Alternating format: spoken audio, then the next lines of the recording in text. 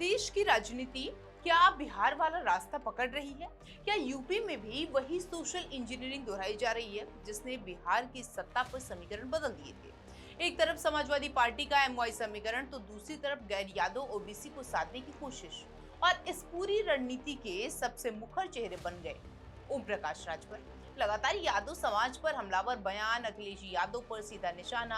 और सवाल यही है कि क्या ये सिर्फ बयानबाजी है या फिर 2027 के चुनाव से पहले बिछाई गई एक बड़ी राजनीतिक बिसात।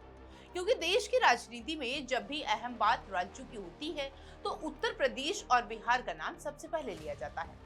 दोनों राज्यों की समीकरण संरचना अलग है, लेकिन जातीय राजनीति और चुनावी समीकरणों की कहानी अक्सर एक दूसरे से मिलती जुलती नजर आती है। इन दिनों उत्तर प्रदेश की राजनीति में जो तस्वीर उभर रही है उसे कई राजनीतिक जानकार बिहार के पुराने राजनीतिक मॉडल से जोड़कर देख रहे हैं। योगी सरकार में कैबिनेट मंत्री और सुहेल देव भारतीय समाज पार्टी के अध्यक्ष ओम प्रकाश राजभर लगातार समाजवादी पार्टी और खासकर यादव समाज को लेकर तीखे बयान दे रहे हैं। सोशल मीडिया पर भी वो लगातार ऐसे पोस्ट कर रहे हैं जिनमें यादव नेताओं और कथित आपराधिक मामलों का जिक्र किया जा रहा है। ऐसे में सवाल उठ रहे हैं कि क्या आखिर राजभर की राजनीति का निशाना यादव समाज क्यों है? दरअसल उत्तर प्रदेश की राजनीति में लंबे समय से ये माना जा रहा है कि यादव समाज समाजवादी पार्टी का सबसे मजबूत और स्थायी वोट बैंक है। चुनावी नतीजों में उतार चढ़ाव भले आए हो, लेकिन यादव मतदाताओं का सबसे बड़ा वर्ग सपा के साथ मजबूती से खड़ा रहा है। यही वजह है कि राजनीतिक विश्लेषकों का बताना है कि इस वोट बैंक में सेंध लगाना आसान नहीं है। ऐसे में रणनीति ये बनती है कि बाकी पिछड़ी जातियों को एकजुट किया जाए।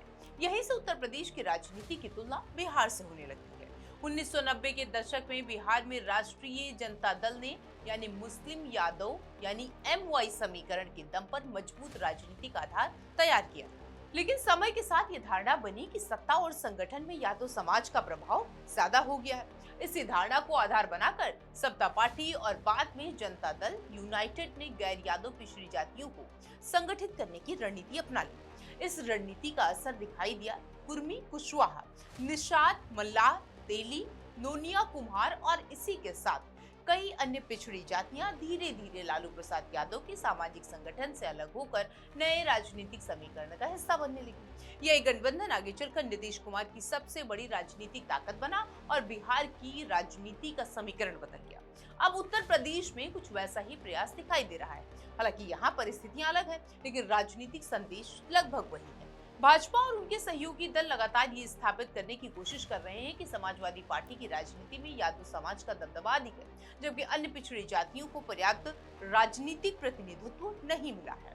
ओम प्रकाश राजभर इसी राजनीतिक संदेश की सबसे मुखर तरीके से सामने आ रहे हैं। उनके बयान सिर्फ समाजवादी पार्टी का हमला नहीं माने जा रहे हैं, बल्कि गैर यादव पिछड़े वर्गों को एक राजनीतिक संदेश देने की कोशिश में पूर्ण रूप से दिखाई दे रहे हैं। राजनीतिक जानकार जो इसको बहुत अच्छी तरीके से जानते हैं वो ये बताते हैं, उनका ये मानना है कि ये रणनीति आगामी विधानसभा चुनाव को ध्यान में रखते हुए तैयार की जा रही है। दूसरी ओर समाजवादी पार्टी लगातार ये दावा कर रही है कि वो सिर्फ यादवों की नहीं बल्कि सभी पिछड़े वर्गों, दलितों और अल्पसंख्यकों की पार्टी है।